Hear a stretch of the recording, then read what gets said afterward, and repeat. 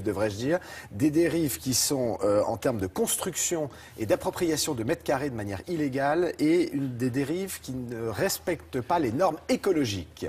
Voilà, alors la conséquence de tout ça, c'est qu'effectivement, Alexandre le disait tout à l'heure, les petits commerçants tentent à disparaître.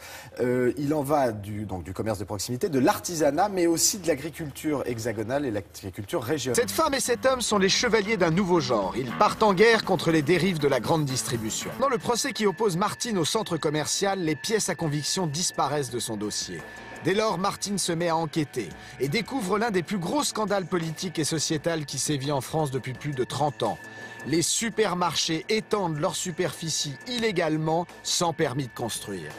Un exemple probant, c'est quand même le plus grand centre commercial de Vitrolles, où on est passé de 44 000 à 65 000 mètres carrés, avec des refus d'autorisation, des refus de permis de construire et des refus d'autorisation d'ouverture au public.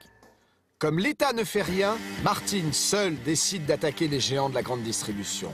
Et elle gagne ses procès. Il ne se passe rien, il reste ouvert, il redemande des régularisations. Et les élus, c'est carrément un déni de justice, parce que les décisions de justice, que ce soit les élus ou la grande distribution, tout le monde s'en moque.